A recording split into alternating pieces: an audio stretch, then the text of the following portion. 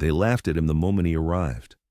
"Look, it's the Paperboy," one soldier sneered, pointing at the rolled maps tucked under his arm. Another added, "Hope you don't get a paper cut out there, rookie."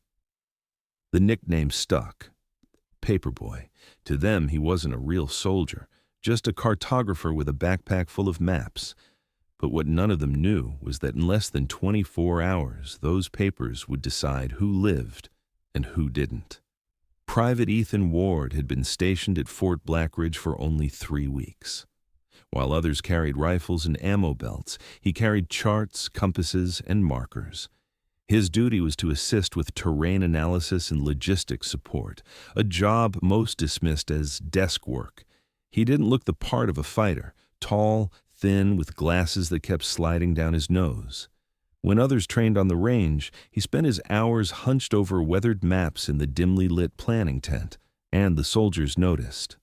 "Paperboy," they said, "Map boy." Lost already? Ward never defended himself. He just kept studying. One evening, alarms echoed through the camp. Intelligence reports revealed that a rogue enemy unit had set up a fortified ambush along the convoy's main route. The mission was critical.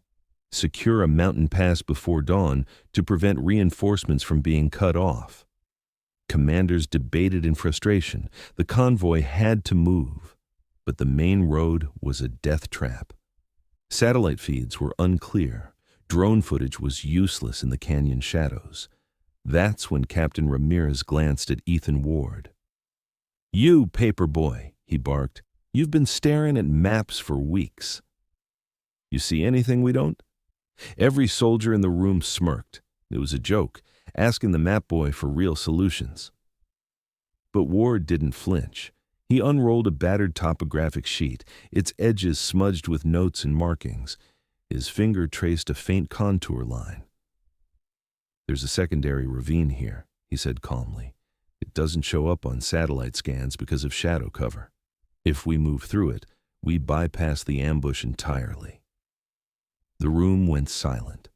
At first, no one believed him. A corporal scoffed. "That path's not even marked as a road," Ward nodded. "It's not. But it's old riverbed terrain, dry this time of year. Vehicles can move through it if they stagger formation. I've checked the soil markers, here, and here. It'll hold." Captain Ramirez studied the map again, then ordered reconnaissance. 2 scouts confirmed it. Ward was right. The ravine was narrow but navigable. More importantly, it was invisible from the enemy's overwatch position.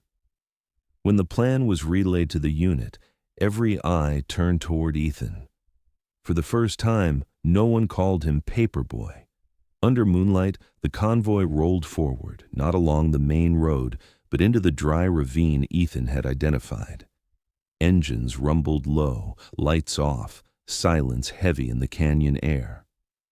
At the same time, across the ridge, enemy gunners lay in wait on the highway, weapons aimed at an empty road. They waited and waited. By the time they realized their mistake, the U.S. convoy had already slipped behind them. Soldiers fanned out, surrounding the enemy from the rear. The ambushers became the ambushed. The entire battle was over in minutes. When dawn broke, the unit returned to Fort Blackridge, not a single casualty, the convoy intact, the mission a success. Captain Ramirez approached Ethan in front of the formation. With deliberate slowness, he raised his hand in salute. "Private Ward," he said firmly, "you didn't just read a map. You saved this unit." Every soldier who once mocked him stood silent. Some lowered their eyes, others nodded. Respect finally etched on their faces. From that day forward, Paperboy was no longer an insult. It was a legend. Ethan Ward never bragged. He never reminded them of the night his maps turned the tide. He went back to his tent, quietly rolled up his charts, and returned to studying. Because for him, it was never about proving anyone wrong. It was about doing the one thing a true soldier does, making sure his unit made it home. And everyone at Fort Blackridge knew, when the next mission came, they wouldn't laugh at the Paperboy. They'd follow his map, Close to midnight, the silence of Fort Blackridge was ripped apart by sirens. Emergency lights turned red, radios crackled with fragmented orders. The convoy route is compromised, enemy positions confirmed, high probability of ambush. While soldiers rushed in panic, Ethan Ward remained in the planning tent. A pencil in hand, his eyes locked on the maps. Outside, they still called him Paperboy. Within minutes, senior officers crowded into the tent. Satellite scans were hazy, drone footage useless against the canyon shadows. The convoy had to move before dawn, but the main road was a guaranteed kill zone. Captain Ramirez slammed his fist on the table. At this rate, we're sending our men straight into graves. The air grew heavier with helplessness. A pause fell over the room. Then Ramirez turned his eyes on Ethan. You, Paperboy, you've been buried in these maps for weeks. Do you see something we don't? The soldiers snickered. Depending on a rookie map reader was absurd to them. But Ethan didn't tremble. He carefully unrolled a chart and pointed to a faint line etched across the paper.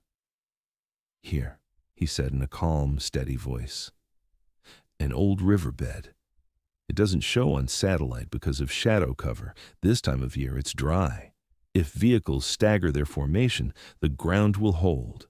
If we move through here, we bypass the ambush completely. The tent fell silent. A sergeant scoffed. That's not even a road, Ward. Ethan adjusted his glasses. No, it isn't. But I marked the soil composition. Solid rock.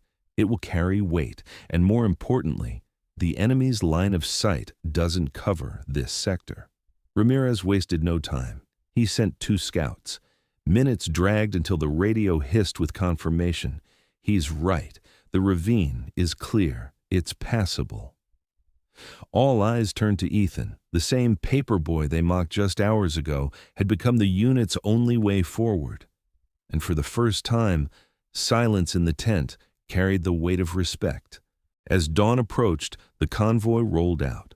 Armored vehicles moved with headlights off, engines kept low. Silence echoed between the canyon walls. Most soldiers were still doubtful. The route suggested by Paperboy looked narrow, uncertain, and dangerous. But the enemy, waiting for hours, was in the wrong place. Heavy machine guns and rocket launchers aimed at the main road. Yet the road stayed empty. The convoy entered the dry riverbed Ethan had marked. Wheels bounced over rocks. Sandy soil shuddered under each passing vehicle. One mistake could have trapped them all, but Ethan's calculations held true. As the vehicles pressed on, the mocking looks in the soldiers' eyes slowly turned into disbelief.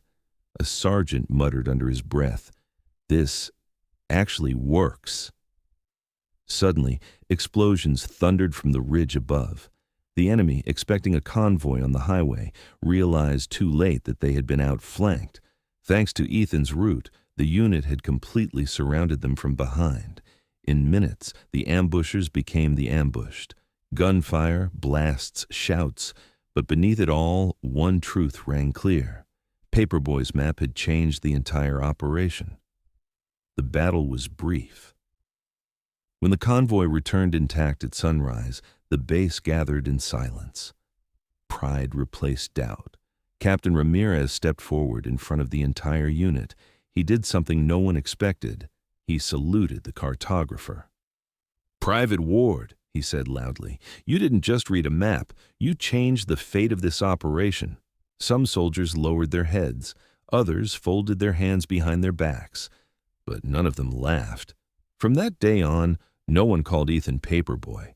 He had a new name now, Pathfinder. Because a map reader doesn't just trace lines on paper, he sees the lives hidden between them, and Ethan Ward had proved it.